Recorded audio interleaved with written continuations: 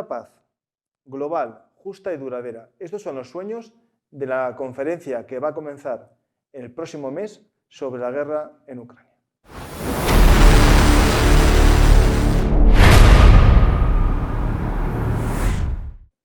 Hola a todos, hoy volvemos a Juegos de Poder con un amigo, Pedro, y con José María, para intentar explicaros lo que está sucediendo en este convulso mundo. Como ya sabéis, no solo vamos a hablar de Ucrania, sino también de otros conflictos que se están activando o también, digamos, ya viven activos. Lo que pasa es que no nos estamos dando cuenta de lo que está sucediendo. Comenzamos por algo que tiene que ver más bien con seguridad ciudadana, pero también, en el fondo, tiene que ver con el tema más importante de un Estado, ¿no? Que es garantizar la seguridad a su población. En Francia está sacudida, digamos, la población por un ataque a un convoy policial, a un convoy que transportaba a un prisionero, a Mohamed Amra, la Mosca, uno de los líderes de la macromafia en Marsella, que fue liberado por sus compañeros de delincuencia, ¿no? Criminal, a tiros en un peaje de una autopista francesa. Resultaron fallecidos los guardias que transportaban al detenido y ahora hay más de 400 policías buscando a este criminal con muchos antecedentes y muchas condenas, que ahora muestra también su liberación, un problema que tiene Francia con su seguridad ciudadana. Vamos a seguir atentos a las conexiones de la macromafia con otros países, como ya sabéis, en Holanda o aquí también en España con nuestro problema en el Estrecho. Por otro lado, tenemos una noticia muy importante, que es el ataque o el atentado contra el primer ministro de la República Eslovaca, Robert Fico, un personaje que es interesante porque se vincula a nuestro conflicto en la guerra en Ucrania. Es un político que surge en un partido de izquierda socialdemócrata y comienza una evolución hacia políticas liberales con un marcado tinte nacionalista, que creo que va todo por detrás de ahí, ¿no? El que es detenido hoy por el intento de asesinato es un militante mayor de edad, 71 años, de un partido, digamos, de extrema izquierda, que lo iban criticando en redes sociales durante mucho tiempo al primer ministro eslovaco. José María, sobre este hombre, Robert Fico, habías comentado ya muchas veces sobre él, discursos que tenían un poco parecidos a Hungría, ¿no? Al presidente de Hungría. Sí, bueno, se le asocia en esa misma línea y tal, ¿no? de tendencia prorrusa o anti-ucraniana, si quieres llamarlo así, ¿eh? Porque, bueno, claro, ellos están cobrando relevancia en el conflicto que nos ocupa por posicionarse en pro de los argumentos de Putin y sobre todo por impedir, negar, boicotear cualquier tipo de ayuda a Ucrania, militar y de otro tipo también, ¿no? Entonces, bueno, por eso ambos dos han saltado a la polémica y demás, ¿no? Aparte de, bueno, ser ejemplos bastante acabados de la ola esta de populismo que recorre Europa, ¿verdad? Pedro, bueno, en el caso de Orbán, por ejemplo, de ser populista, pero lleva ganando, creo que son 4 mandatos. Sí, funciona el populismo. Y además totalmente de calle. Una cosa no a quita ver, la otra. Probablemente Orbán tenga cosas de que le guste mantener buenos lazos con Rusia por intereses económicos, pero luego también está jugando con Europa para conseguir otras cosas. O sea, probablemente no sean tan amigos de Putin como tal, sino que tengan sus intereses particulares. En muchas ayudas, por ejemplo, que obligó a la Unión Europea a que le obligasen a él, ¿no?, a aceptar, por ejemplo, la ayuda económica a Ucrania, a cambio se le abrió muchas ayudas a Hungría que estaban bloqueadas o incluso se incrementaron algunas partidas. Eso es cierto, que funciona esa política, ¿no? Cuando tú sabes que estás en un club que necesitas unanimidad, puedes conseguir mucho siendo el que dice que no. Sí, eso es cierto. Eso es cierto y es una política, bueno, que puede estar detrás de muchas cosas, ¿no? Y después lo de, claro, el populismo, ¿no? Hace poco, escuchando por la relación que hubo mala entre el gobierno español y el gobierno argentino, la respuesta, ¿no?, la carta de respuesta de Argentina, el gobierno de Milei a España, a mucha gente española que lo leía, les estaba un poco extraño el lenguaje, ¿no? parecía un lenguaje barrio bajero, un lenguaje populista, ¿no? Pero claro, la gente que lo veía desde América decía, es que esto es lo que estamos acostumbrados en la política, ¿no? A ver, yo he vivido años en Latinoamérica y es verdad que la política en Latinoamérica, y bueno, en Argentina sobre todo, tú ves un programa en Argentina y eso es, vamos, un programa aquí de fútbol o de salseo de Sálvame viene a ser parecido a un debate entre los candidatos políticos. Es decir, ahí tienes que ser muy showman para que te hagan caso. Entonces, de hecho, Milei se hizo famoso en los platós, igual que aquí se hizo famoso en su momento Pablo Iglesias debatiendo en los platós. Claro, es que el populismo como término surge en las democracias hispanoamericanas en los años 70 y 80 por ese elemento, ¿no?, de atraer pasiones, ¿no?, como elemento... Bueno, el populismo, y tú lo conoces bien, o los dos, que sois historiadores, el populismo nace en Grecia en el momento... No, en las democracias. No, sí, en el momento que sea una asamblea que tenga que escoger... que se muevan por las pasiones. Claro, se mueve por la pasión. Claro, yo solo necesito que voten en ese momento, ya sea por cabreo, por emoción, por lo que sea. En ese momento votan y luego ya... Bueno, los demagogos nacieron. Claro. Sí. Es el término ese, la demagogia, que surge cuando... El término culto para denominar a un populista, ¿no? Sí. Pues tenemos este Robert Fico, que hay que ver primero su estado de salud y después qué hay detrás, ¿no?, del intento de asesinato, o si se cumplen los pronósticos, que está muy grave, pues hablaremos de asesinato. Por otro lado, tenemos una relación compleja que es entre dos países europeos y miembros de la OTAN. Uno es medio europeo, podemos decir, ¿no?, está a caballo entre Europa y Asia, que es Turquía, ¿no?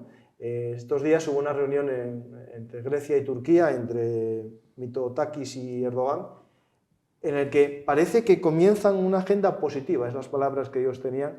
Son países que tienen un conflicto desde hace mucho tiempo, desde casi la independencia, por un lado de Grecia, y por otro lado la aparición de Turquía como nación tras la caída del Imperio Otomano. Están discutiendo por unas islas, que hay un compromiso de devolución a Grecia, pero Grecia quiere mejorar sus relaciones, ¿no? También es algo inteligente, ¿no?, para reducir la tensión y el gasto, y se comprometió con Erdogan a algo que es muy llamativo, intentar que Turquía entre en la Unión Europea.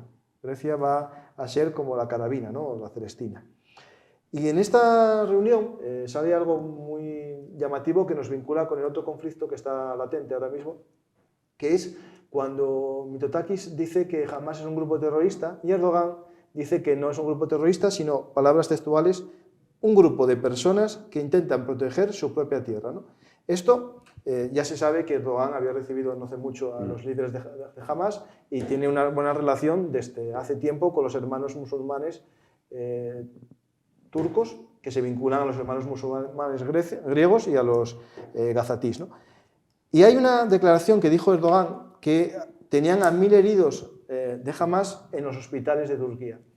Esto llamó la atención a los periodistas y al poco tiempo un funcionario turco dice que no, que son 1000 gazatís los que están en hospitales. Claro, esto cambia un poco el sentido de la frase, ¿no? En primer lugar, lo que mucha gente se puede pensar, ¿y cómo salieron los gazatís si no se puede salir?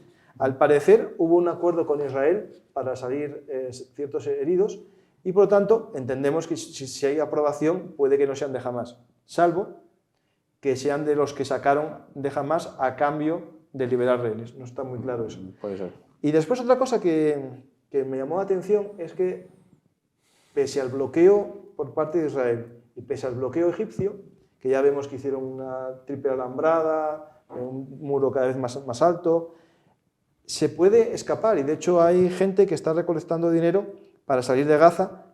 El precio oscila de 4.000 en noviembre, cuando empezó, ya se sabía que iba a entrar Israel, a los $10.000 para salir. Por lo tanto, de alguna forma se puede salir de Gaza. De la misma como entraron las armas. Claro, justo, sí.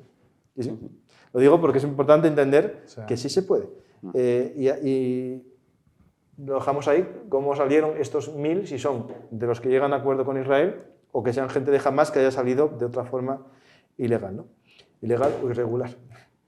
Después nos vamos a centrar muy poco en los combates en Gaza. Sabéis que Israel se comprometió consigo mismo a establecer un objetivo político que es la destrucción de Hamás y la semana pasada os expliqué el plan de paz que jamás había aceptado, que en el fondo consistía en que Israel saldría de Gaza, asumiendo Israel que no cumple su objetivo y por lo tanto que jamás vence.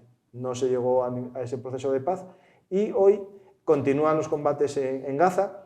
Sabemos que en la zona de Rafah hay ataques a muy pequeña escala y casi todos los combates se están centrando en el norte, en Jabalia, una zona que está rodeada de zonas limpias, ¿no? Zonas limpiadas por Israel, y hay un barrio aquí en Jabalia que todavía tiene tropas de Hamas ocultas en los túneles. Lo digo porque estamos hablando 5 meses o más de gente aislada bajo tierra y combatiendo, ¿no?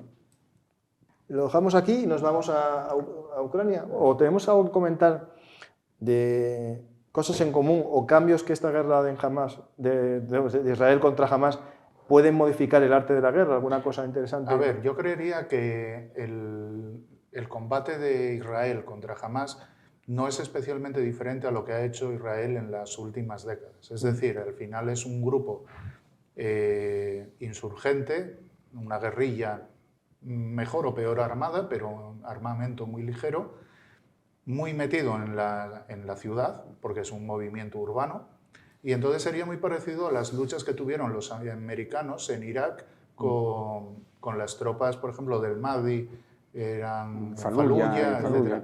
Al final es combate urbano, sitios, ¿no? Sí. Y lo único que va a depender es cuántos muertos quieran poner encima de la mesa los israelíes. Es decir, tanto en combate urbano van a tener bajas, de hecho tuvieron ya bastantes bajas en esta campaña, pero también cuántos muertos están dispuestos a aceptar poner encima de la mesa del otro bando. Es decir, Israel puede generar muchas bajas en los gazatíes y todo eso tiene un peso importante. Tengamos en cuenta que a Israel lo que sí que le importan son los acuerdos de Abraham.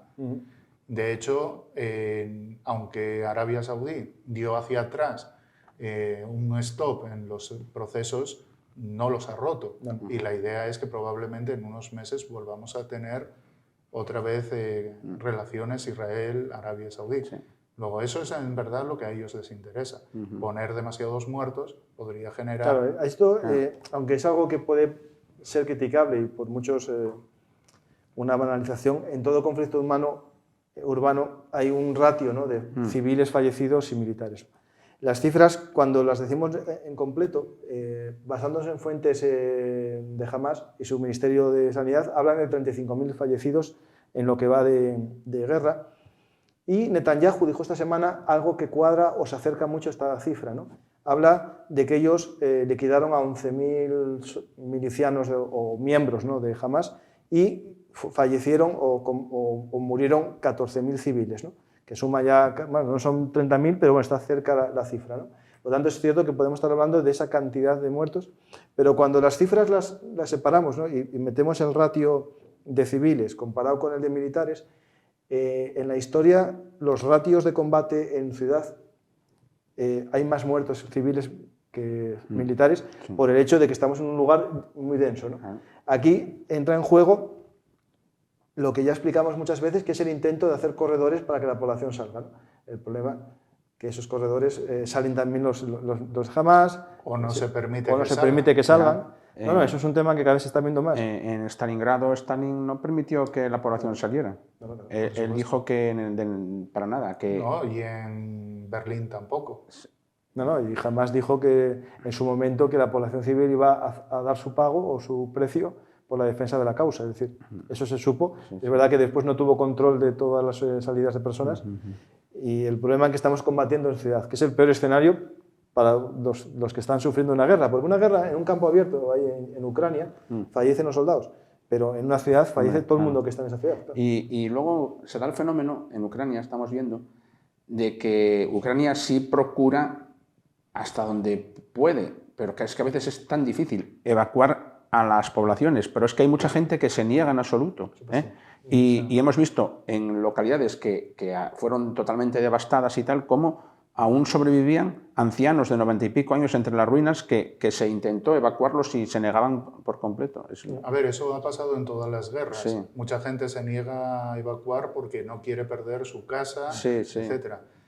pero aunque llame la atención, por ejemplo, contabas Stalingrado, hay una carta de un militar alemán que le escribe a su familia que le dice que todas las plantas ya han quemado, ya han ardido, todos los edificios han ardido, las rocas han resquebrajado, todos los animales han huido y lo único que aguanta ahí son las personas. Claro. Entonces, la gente tiene capacidad de aguante muy grande. Una resiliencia, ¿no? Y luego Stalin dijo, quiero que mis tropas lucharán mejor en una ciudad viva. Él creía que con la gente dentro que... A ver, da moral al que defiende. Y, por ejemplo, en Berlín no retiraron a la gente de Berlín, más que nada para que los que estaban en primera línea pensaran, si me retiro, van a sufrir mi mujer, Sí. No, es por una desgracia, pero es así. Eso incrementa el número de víctimas civiles, ¿no? Pues dejamos el conflicto de Israel, que hay mucho que contar, y nos vamos un momento, antes de ir a Ucrania, nos vamos a ir a Suiza, a un hotel de 5 estrellas, el hotel de Burgenstock, en el que en el próximo mes, en el día 15 y 16, va a haber una conferencia de paz que ya está hablada y pactada desde enero en Davos. Zelensky le pidió a la presidenta de Suiza que intermediase para hacer una conferencia en la que se pudiesen ver qué países apoyan los puntos, esos 10 puntos de Zelensky de pacificación, ¿no? Es interesante ver que Suiza hace esta conferencia animada por Zelensky, invita al G7, al G20, a la Unión Europea, al Sur Global, a los BRICS también, a China, pero Suiza no invita a Rusia. Lo hace por una sencilla razón, porque esta conferencia de paz no se está pensando que sea una conferencia de firma de paz, sino que se plantea para que las naciones invitadas, unos hablan de 160 y otros entre 80 y 100 que van a confirmar su existencia, propongan ideas. Un borrador de partida serán estos 10 puntos, después se va a abrir que todo el mundo aporte ideas, pero siempre cumpliendo con los principios del derecho internacional y las cartas de las Naciones Unidas, es decir, respetar la soberanía e integridad territorial del país atacado, bueno, una serie de puntos, ¿no? La libertad de tránsito de mercancías por el mar, la seguridad nuclear, bueno, una serie de puntos, y la idea es sacar una serie de borradores, unir fuerza para intentar presionar a Rusia diplomáticamente de que esa propuesta de paz la llevan muchas naciones del mundo, que muchas de ellas todavía tienen cierto comercio con ellos, ¿no? Pues la idea está ahí abierta. China no confirma todavía su existencia, que va dentro de la dinámica de China y el juego que está haciendo en Ucrania, ¿no? Que va a ir Putin ahora enseguida, creo. Sí. Pues vamos a algo de diplomacia, ¿no? Sí. ¿O dejamos a Blinken para el final? Bueno, no sé, como quieras. Si quieres podemos pasarlo ahora rápido, así y tal. Hay que poner a Blinken en Kiev. Sí, aparte de hablar de los frentes y de lo que está ocurriendo en el campo de batalla, que han pasado muchas cosas, han pasado muchas cosas también en el campo diplomático. Bueno, siempre pasan, pero bueno, esta vez lo más relevante fue la visita del secretario de Estado de Estados Unidos, Blinken, a Kiev, ¿no? Que no es la primera vez que va, que no es tampoco rara la visita de dignatarios del gobierno de Estados Unidos a Kiev, pero bueno, ahora cobra más énfasis puesto que ya se ha aprobado la ayuda, ya se está empezando a recibir la ayuda millonaria por la que Ucrania tanto suspiraba, pero también era necesario, yo creo, un respaldo político, visual, que el mundo viera que Estados Unidos estaba allí con Kiev, con Ucrania. No era precisa la visita del presidente Biden, como fue el año pasado, pero bueno, la visita del secretario de Estado yo creo que es bastante ya, ¿no? Y cobró más énfasis aún, puesto que justo en estos días, que solo hablaremos después si acaso, hubo novedades en el campo militar. Hay un nuevo ataque, no llega a ser ofensiva, pero bueno, ruso sobre el norte de Ucrania, y bueno, bien, también es buena cosa para Ucrania que el secretario de Estado americano esté allí, respalde políticamente, prometa más envíos de armamento, incluso algo muy interesante para los ucranianos, se abra o al menos deje entrever que Estados Unidos quizás no se oponga a que Ucrania pueda usar las armas de fabricación americana en territorio ruso. Así pues matizaremos qué es Sí. en territorio ruso. ¿no? Que esa era un tabú Hay importante que ver hasta ahora. qué profundidad de uso, ¿no? Sí, Que es sí, lo que sí, sí. después... ¿O qué objetivos? Claro, También, sí. No, yo tengo una cosa muy clara. Las armas que proporciona Estados Unidos digamos, de entidad superior al HIMARS, a un cohete de estos de artillería de largo alcance, todos los objetivos que Ucrania alcanza, yo creo que han sido previamente consensuados con Estados Unidos. Y cuando digo consensuados, digo autorizados. Sí, autorizados e incluso guiados. Bueno, guiados ya, quizás también. Luego, esto no va a ser tampoco nada nuevo. Los ATACMS estos que ya le están dando, cada ATACMS que ataca una base aérea o una concentración de tropas y tal, yo creo que esa operación se coordina y se anuncia y se autoriza desde Washington, porque tiene sentido, tiene todo sentido. Es interesante una foto que anda por ahí de Blinken tocando una guitarra en un Sí. pub de Kiev. ¿De quién? Es un mensaje, es decir, "Mira, yo estoy tranquilo aquí, ¿no? Es decir, aunque estén atacando Kharkov, yo me pongo aquí a tocar música porque Sí. yo estoy seguro de vosotros, ¿no? Sí. Yo creo que es un mensaje que no No. se deja... El mensaje es muy azar. positivo, o sea, parece una anécdota, pero yo creo que es una anécdota que... Hombre, es una anécdota de cara a la galería, porque Sí, obviamente claro. los rusos sabían que él estaría ahí Sí. y no van a hacer un ataque teniendo a Blinken Bueno, ahí. hombre, ya, sí, te entiendo, Pero Pedro. un sustín. Bueno, Pero quiere decir que es No hay, pero positivo cerca. de cara a la moral ucraniana y es también una forma de decir, bueno, Estados Unidos está con vosotros y tal, yo estoy aquí. Ha hecho un anuncio que era que agrega Estados Unidos un nuevo fondo de 2.000 millones para comprar, por un lado, comprar más armas y por otro lado, financiar la industria de defensa ucraniana. Y lo dejan así, no es concretan que más. Ucrania no puede seguir manteniendo la guerra simplemente con cosas que le mandan. Efectivamente, Tiene que tener su pero propia y luego ya industria. lo que voy a contar ya es un poco de mi propia cosecha. Es posible que, que Estados Unidos no vea con buenos ojos, tiene sentido, que hasta cierto punto, emplear sus armas fabricadas o sacadas de los arsenales estadounidenses en el territorio ruso. Pero sí podría ser que los ucranianos fabricaran, de algún modo, bajo licencia dentro de Ucrania, esas mismas armas modificadas, alguna copia y tal, y para eso Estados Unidos podría apoyar. Eso es otra cosa. Sí. Yo no creería eso porque hacer una línea de producción de misiles HIMARS no se hace rápido. No, pues Yo entendería que lo que van a potenciar, tengamos en cuenta que Ucrania tenía una industria militar potente, sería fabricación de vehículos blindados, que eso sí lo tienen. Eso ya lo No, están y lo están haciendo, haciendo, ya lo están lo haciendo, hacen. sí. Todo lo que es munición Ya lo ligera están haciendo, o sí. intermedia, Sí. armamento ligero, es decir, todo lo que es de pequeña cantidad, pero, o sea, de pequeño importe, pero mucha cantidad. Sí. Que ellos sean capaces de eso para que la ayuda se limite a cierto tipo de armamento muy puntilloso, muy preciso. muy Pero concreto. Pedro, ¿tú no crees que Estados Unidos puede a los ucranianos asistirles técnicamente para que fabriquen un misil de alcance medio propio? No, pero no les interesa. Pero un misil de alcance tiene mucha electrónica, muchos elementos que al Que final no tienes sé. que dárselos hechos. ¿sí?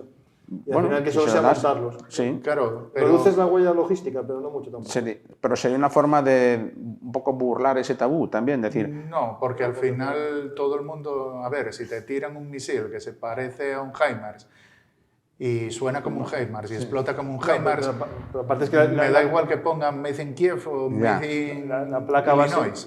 base que tú usas no te vale una que compres en la calle, tienes que comprarla. Claro. No es tan fácil, digamos, no es montar Sí, una munición de artillería. bueno, esto fue la... Sí, dime. No, que hay más diplomacia, porque hay una cosa importante, que era que iba a venir Zelensky a España. Sí, también lo quería comentar, sí, iba a venir mañana ya, creo, pero al final no suspende o aplaza la visita por causa de la situación en el frente, que como... Que vamos a hablar de ello vamos a hablar sí. Pero bueno... Iba a venir a dos cosas, que es una, a la participación española en esta conferencia en Suiza. Sí. España no iba a poner ninguna pega a lo que diga la Unión Europea, ¿no? Y otra cosa que era la firma de un acuerdo de seguridad entre España y Ucrania. No significa que nosotros hagamos digamos, una defensa, que entremos en guerra por ellos, sino que garantizaremos que les seguiremos dando ayuda militar, instrucción militar y económica en un plazo más largo de tiempo. Sí. ¿no? Es decir, que es un acuerdo que análogo a otros que ya han sido firmados con el resto de principales países europeos. Y de hecho, a mencionar que aquí España, por lo visto, es el tercer país de Occidente que más tropas ucranianas entrena. Están entrenándose ahora mismo. Es que España tiene, por un lado, un buen número de instalaciones para entrenar. Los campos de tiro más grandes de Europa. Y viene gente de toda Europa a practicar. Claro, mejores climas. Es decir, algo tan estúpido como, por ejemplo, tener buen clima significa que tú puedes hacer prácticas cuando a lo mejor en Alemania está encapotado y no puedes. Sí. Entonces, España tiene esa capacidad que, ojo, sería a potenciar con el resto de la OTAN. Claro. Sí. Convertirnos en el Deep En el Valley. campo de entrenamiento, sí. En el Deep Valley de... Y luego ya se habla, pero de esto es como aquí en España, parece que esto siempre lo decimos así como corriendo un tupido velo y que no se sepa y con cierto secretismo, del siguiente envío de armamento español a Ucrania, que serían 10 carros Leopard más. Hablan de vehículos blindados de infantería de cadenas y de ruedas, y ahí hay que interpretar, porque claro, el M113 y los BMRs posiblemente, y luego ametralladoras pesadas y ligeras y material... Sí, bueno, eso no. No, pues les vale igual. No, bueno, mientras dispare... Material anticarro y luego también material para interferir drones, me parece. Eso sí es interesante. Hablando ayer que hice una entrevista a un coronel del ejército español que tiene un libro sobre robots en la guerra, comentaba una empresa española, que no sé si es la de Chulilla, que tiene la capacidad de generar drones que se guían por imágenes, ya no por GPS ni por mando. ¿Para inteligencia artificial entonces? Sí. Ya es una empresa española, de Madrid. Bueno, es que ahora mismo, con todo lo de Ucrania, lo que se estaba diciendo era, por ejemplo, y salió en prensa, que Asturias podría llegar a tener un centro o un hub de industria armamentística. Aquí hay un hub, hay una que organiza una feria aquí de armas en Asturias, se llama el Hub de Industria Militar Asturiana, y había varias empresas de drones.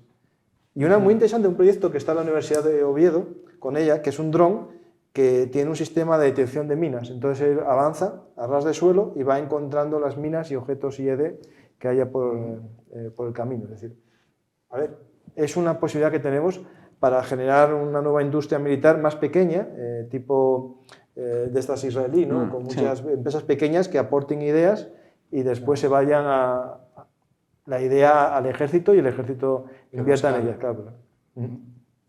Yo creo que el mundo esto de la drónica va a darnos muchas oportunidades, digamos, de investigación y desarrollo, porque al final todo esto que se descubre, por desgracia, para la guerra, va también después a la vida civil, a los vehículos autónomos y más cosas que la vida nos va a cambiar mucho con esto de la inteligencia artificial. De hecho, ya Ucrania tiene un dron que se guía por inteligencia artificial para localizar objetivos. Es un dron de reconocimiento, lo lanza, establece objetivos, identifica, digamos, el vehículo, te pone una etiqueta, un cuadrado, te dice camión, vehículo de infantería ligera, al 0,70 de posibilidad de que sea tal vehículo. Entonces ese dron, desde una base, apuntan el objetivo que está marcando ese dron y un UAP kamikaze se dirige hacia él. Y ya lo tienen todo ya más o menos hecho para que un momento la IA haga ya la selección de objetivos y todo. Pues hablando de eso, una cosa que íbamos a comentar, ¿no? Cómo esta guerra está cambiando un poco la guerra, ¿no? Es decir, cómo la guerra está cambiando con esta guerra. A ver, históricamente la ofensiva se termina encontrando con una defensa que no es capaz de pasar. Ya les pasó en la Primera Guerra Mundial. En la Primera Guerra Mundial el sistema de trincheras, las armas automáticas hicieron que no se pudiera asaltar. Ahora vemos hacia atrás y decimos, no, eran unos burros mandando a leones. Claro, parece como que el general de la Primera Guerra Mundial no tenía mucha más imaginación que mandar oleadas de tropas a que los mataran las ametralladoras. Pero realmente hicieron de todo, o sea, probaron la aviación, probaron el gas, probaron tanques, probaron y cambiaron toda la forma de disparar la artillería. Hicieron las guerrillas aquellas. Hicieron guerra minera, pero no lo lograron. Es decir, al final la guerra acaba porque Alemania se desmorona. Punto. Y aquí volvemos a tener algo parecido. Es decir, cuando muchas veces... El escudo superior a la lanza. Claro, y ahí está el problema. Es decir, tendrás que inventar una lanza más puntiaguda que rompa ese escudo. Cuando ahora intentamos o vemos a los ataques rusos, ¿cómo tradicionalmente se hacía un ataque? Se hacía con apoyo aéreo, pero es que el apoyo aéreo ya no existe. ¿Por qué? Porque hay un montón de misiles portátiles que impiden que los helicópteros vuelen. Hay baterías antiaéreas que impiden que un avión vuele a mucha distancia del frente, incluso. Luego ya no hay opciones más que tirar esas bombas planeadoras, guiadas y poco más. Claro, pero porque Ucrania no tiene aviones que vayan en contra de nosotros. Claro. Pero aún así es muy peligroso para ellos acercarse a cierta distancia porque ya se ha visto que los derriban. Sí. Entonces, la fuerza aérea anulada. ¿Cuál era el otro? No, la artillería. Pero es que ahora mismo pegas 3 cañonazos y en el tercero ya te están pegando artillería. No, que es que el tema que se está viendo que la ventaja ahora de la artillería sería la autopropulsada, porque dispara en marcha. Sí, porque no, pero, al segundo disparo, yo creo que el tercero. No, pero verás, hay una controversia ahí con la artillería ahora. En los primeros momentos de la guerra se empleaba la táctica del shoot and scoot, de disparar 1, 2, a lo más 3 obuses y luego salir pitando hacia otro lado. Pero ¿qué pasa? Que cuando se empezaron a generalizar los drones, cualquier pieza de artillería en movimiento era alcanzada. Entonces ahora, hace unos meses ya, han decidido enterrarlas en posiciones fijas, muy protegidas. Sí. Y entonces se sabe que están allí y el dron intentará atacar, pero no va a poder hacerles nada. Eso por un lado. Pero luego, claro, yo creo que también el fuego de contrabatería los detecta. No, pero es que no hay fuego de contrabatería casi. En parte de Ucrania no tiene mucho fuego de contrabatería, Diego. Mira, ahora va a venir en el balance de pérdidas de perpetua de esta semana he notado una cosa. Las pérdidas rusas siguen manteniéndose tan escandalosas como siempre, pero Ucrania está teniendo pérdidas que antes no tenía en artillería. Y eso, ¿cómo se puede interpretar? Que los rusos están... por eso, porque como hasta hace una semana no disparaban, tampoco se descubrían, pero ahora como han recibido munición y están disparando, entonces ahora se detectan dónde están. Claro, pero eso significa que la artillería, que era la reina de la batalla, ya no puede hacer las preparaciones artilleras que hacían antes. Luego tienes que pegar pocos cañonazos y muy efectivos. Así que ¿a qué se va? Cañones que sean movilizables, munición guiada, muchísima precisión. La Rheinmetall va a aprovechar la guerra de Ucrania, se lo va a dar a los ucranianos para que lo prueben, el proyectil de 100 kilómetros de alcance. O sea, asistido por cohetes y tal. Pero bueno, yo digo que tendrá que tener precisión, porque ¿qué más da que lo mandes a 100 kilómetros y luego no? Será tipo como un Excalibur, pero que luego acierte a 100 kilómetros. Es que claro, ahí estamos hablando de que la artillería, con la potencia que tiene, por ejemplo, o con los HIMARS o los lanzacohetes, una aglomeración de infantería o de vehículos que quieran avanzar, es eso imposible. No puedes acumular tropas. Luego, ¿cómo rompes una línea si no tienes el peso del número?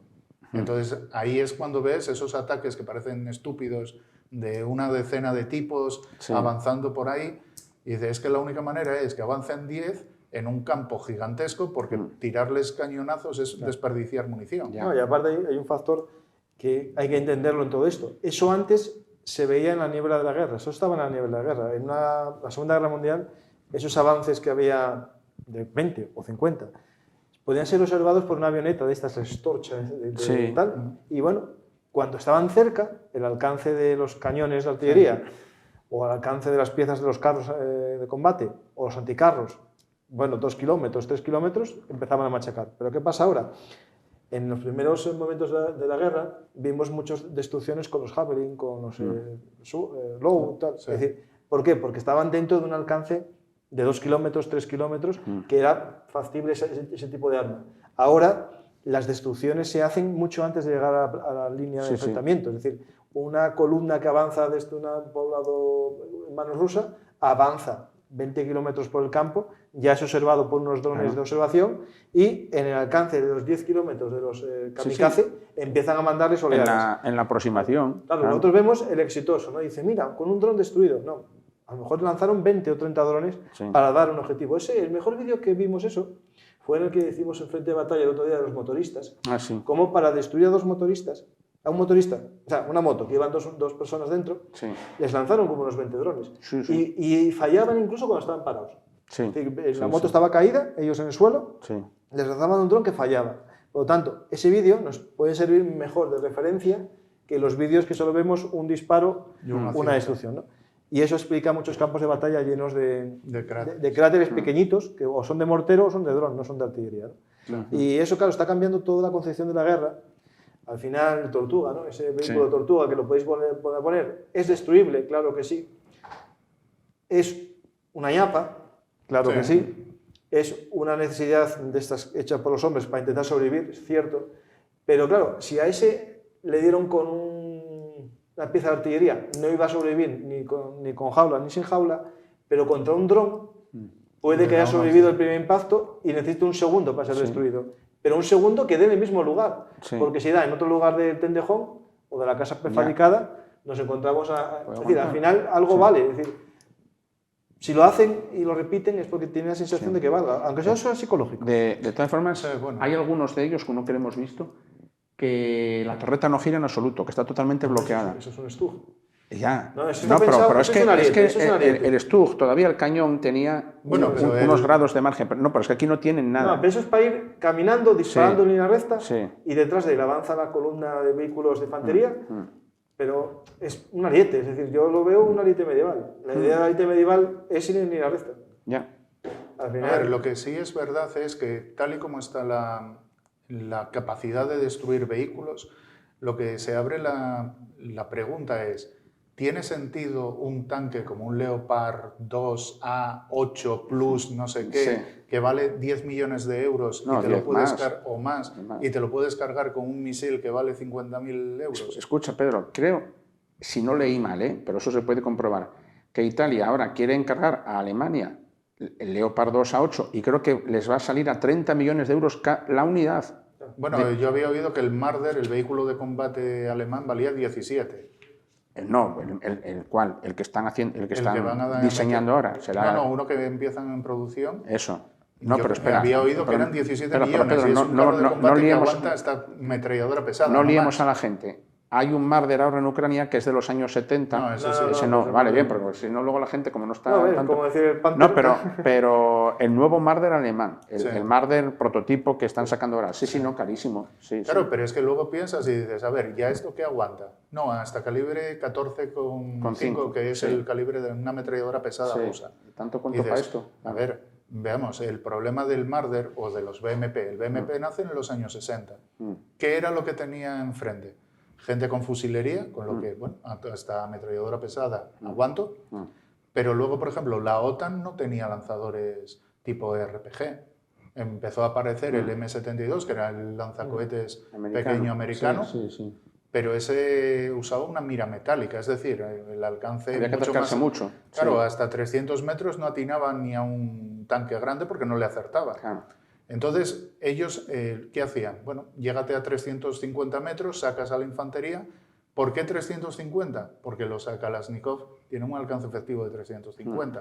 Si lo sueltas antes, en la OTAN había muchos ejércitos como el inglés, que usaba el FAL, que es 7,62, a 700 metros, Les les mataban. Sí, sí.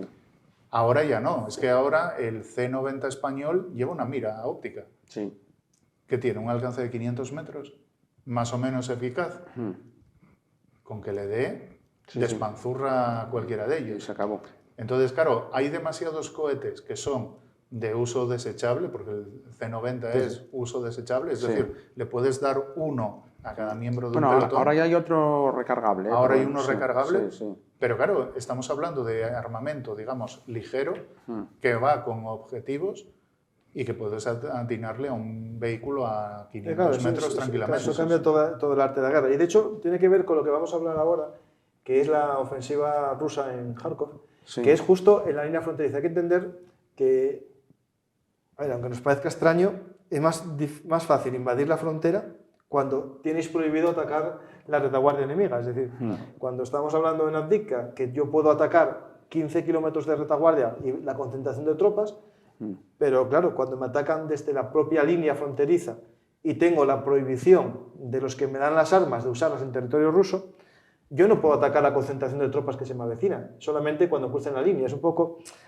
guerra de Gila, si lo pensáis bien. Sí, es una tontería, pero... No, bueno, pues, tontería no, pero para Ucrania es una limitación importante. para Ucrania es una tragedia, porque ellos achacan lo que les está pasando ahora ahí en Kharkiv a que ya habían detectado con muchísima antelación la concentración de tropas rusas. Bueno, a ver si... No, llevamos tiempo hablando. Llevamos semanas hablando de esa concentración de tropas en torno a 40.000 hombres en el Oblast de Belgorod y en Kursk también, acercándose y tomando posiciones junto a la frontera. Pero claro, ellos apenas podían hacerles daño porque como no podían emplear las armas de largo alcance cedidas por Occidente, bueno, pues a lo mejor con algún dron y poco más. No, solamente hacías molestarles. Sí, pero con 40.000 hombres, una ciudad como Kharkov, que tiene más de 1 millón de habitantes, no va a caer. Si cae un baño de sangre para los que... No, pero es que estamos hablando que el ejército ruso en Ucrania, ¿qué tenía? Por 400.000 hombres, más o menos. Menos. Ahora debe tener 400.000, sí. Es decir, estás metiendo el 10% de tu ejército a operar en un punto. Y de esos 40.000 realmente de combate puede ser que sean 10.000. Sí, claro. Claro, o menos. No, pero bueno, yo creo que hay consenso en que el objetivo no es tomar Kharkov. Los objetivos son otros. Es una aproximación indirecta. Ahora mismo la situación donde están las espadas en alto es en el Donbass, en Avdiivka, en el área de Avdiivka y en Chasiv-Yar. Y los rusos quieren desestabilizar a los ucranianos en ese sentido, y obligarles a sacar tropas del Donbass, de Avdiivka, de Chasiv-Yar, y enviarlas de apagafuegos ahí Yo no creería tanto eso por un lado. Porque, ¿qué te van a sacar? Estamos hablando que son combates a muy bajo nivel, Pedro, es decir, son batallones lo que se están moviendo. Pero es que todos hacen falta. Es que, sí, no, pero a ver, hay un tema y es, tú por ejemplo en Avdiivka, la línea del frente, tú lo que hablan es de brigadas, y esas brigadas realmente son regimientos un poco reforzados. Sí. Al final tú tienes esas unidades defendiéndose, tú puedes quitar muchas unidades porque no estás haciendo un hueco. O sea, no es como en la Segunda Guerra Mundial y estaban quitando divisiones enteras de un frente. Entonces, al final, tú lo que te vas a encontrar es una situación en la cual no vas a mover tanta tropa, pero yo creo que lo que van a hacer es desestabilizar Kharkov.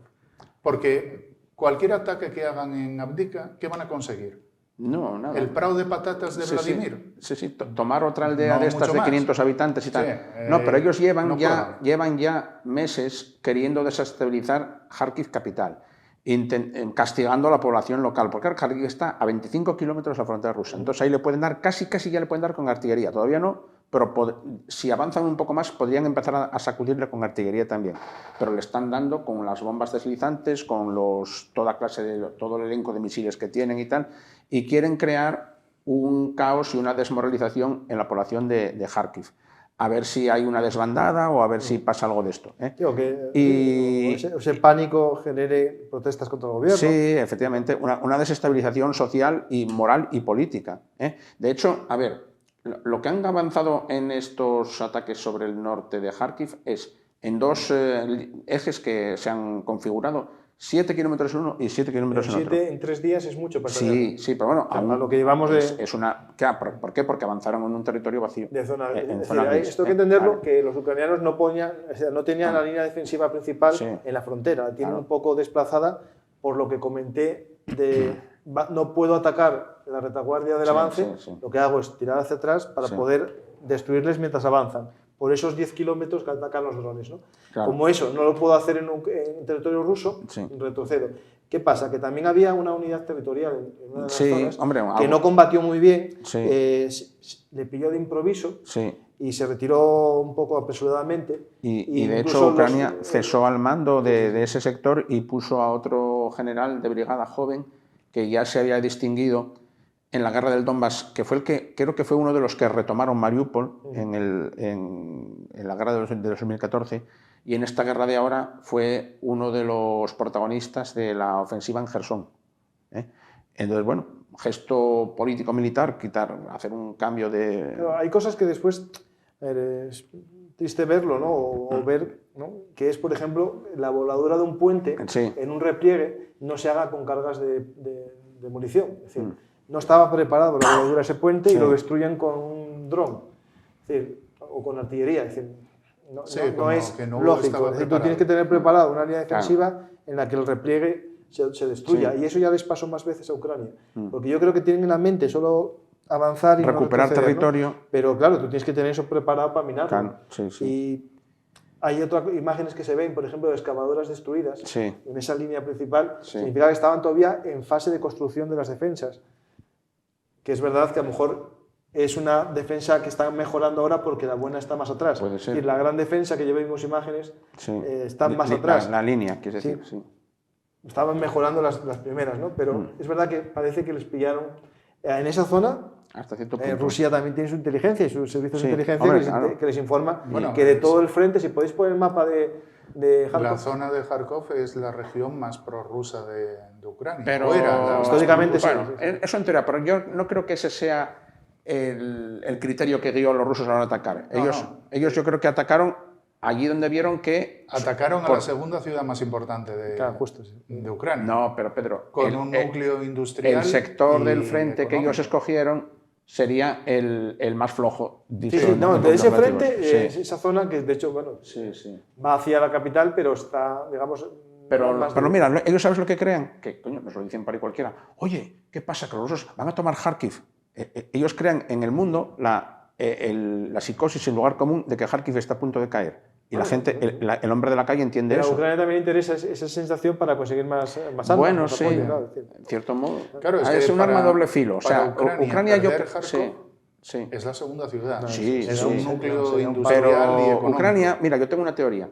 A veces Ucrania me da la sensación de que a veces que se victimiza un poco, que aparenta estar peor de lo que está, en parte para recabar más ayuda, pero luego también coincide con el discurso prorruso de decir Ucrania está acabada, Ucrania está en las últimas, Ucrania no le queda de nada y tal, para alimentar su retórica victoriosa. Entonces, unos igual les interesa en un momento dado fingirse más débiles y más acabados, y a otros les interesa decir que ese país ya es que se victimiza, que está en las últimas, que está acabado y tal, para alimentar su retórica victoriosa. La gran diferencia es, una cosa es lo que tú te victimices y llores, que entendemos que Zelensky vaya por ahí llorándole a todo el mundo, lo hizo Churchill, llorándole de dame unos acorazados viejos, por favor, y otra es que tú puedes sonar como muy patético de estamos venciendo y tal, como aquel locutor que era de Irak, que decía, estamos defendiéndonos. Era el ministro portavoz de...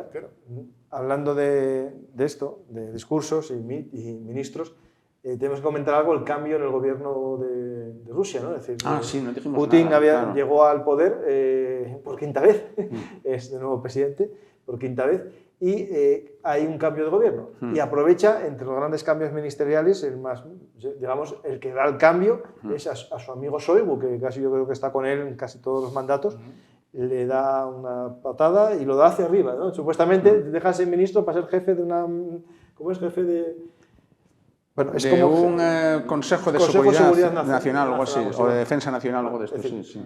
Yo creo que esto ya estaba jugada la partida cuando investigan y meten en la cárcel a su secretario cuando era gobernador de un oblast, y después, posteriormente, era el secretario de construcción del ejército. Es decir, era el que llevaba todas las obras de construcción del ejército, está preso, y que es muy raro, que parece que ya estaban haciendo la cama a Shoigu, ¿no?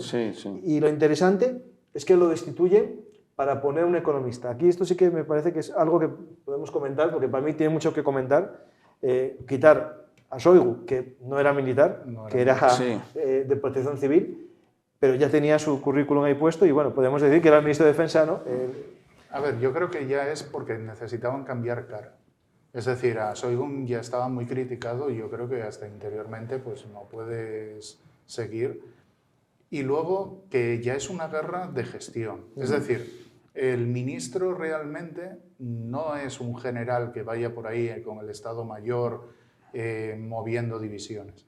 Probablemente va a ser una labor más de gestión. Entonces, un economista que puede gestionar, etc. Además, esta persona viene también del sector militar, no es un tipo que no conozca. Entonces, alguien que sea de gestión, porque al final es una guerra que la gana la economía, es decir, necesitan poner vehículos, drones, tropas y necesitan alguien que tenga dos dedos de frente. ¿Algo más? Sí, pero yo creo que el reto que enfrenta o que él declara que va a superar es enorme. Gestionar un dinosaurio como el ejército ruso, con las inercias y las iba a decir corruptelas, no, grandísimas corrupciones históricas que atesora, hacerlo funcional, eficaz, moderno, adaptativo, acabar con la mentira, ganar la guerra con un mínimo de bajas, eso declarado, y encima que ese esfuerzo de guerra no vaya en menoscabo del nivel de vida del ruso medio, son muchas cosas a la vez. Bueno, yo creo que no van, lo de los muertos no va a ser tal, pero ya lo hicieron en la Segunda Guerra Mundial. Es decir, al final puedes mover y modernizar si el de arriba dice o esto se hace o al que no lo haga, lo mato. Sí. Pues vamos a ver lo que sucede poco a poco en este mundo cada vez más convulso y como siempre, últimamente recomendamos libros, ¿no? Justo hoy os recomiendo este libro de Infantería de Marina, de cuadernos de historia militar de Despertaferro, un libro que cuenta por varios autores la historia de nuestra Infantería de Marina, la más antigua del mundo, mucho antes que los marines estadounidenses y la Infantería de Marina británica. Tenemos nuestra historia, pero lo interesante de este libro es un artículo para este programa, es el artículo final del papel de la Infantería de Marina en esta guerra moderna, ¿no? Es decir, ¿tiene sentido una unidad aparte del ejército para proyección desde el mar? ¿O se podría hacer dentro del ejército la proyección en una unidad especializada? Aquí es un debate que se podría hablar más adelante, el sentido de la Infantería de Marina como un cuerpo aparte, que en este libro refleja y da su sentido, que me parece muy importante porque España, queramos o no, somos una península con 2 archipiélagos y 2 ciudades en otro continente y creo que es importante entender que la proyección de la fuerza desde el mar no es algo que España tiene que olvidar, ¿no? Pues muchas gracias y acordaros de algo muy importante.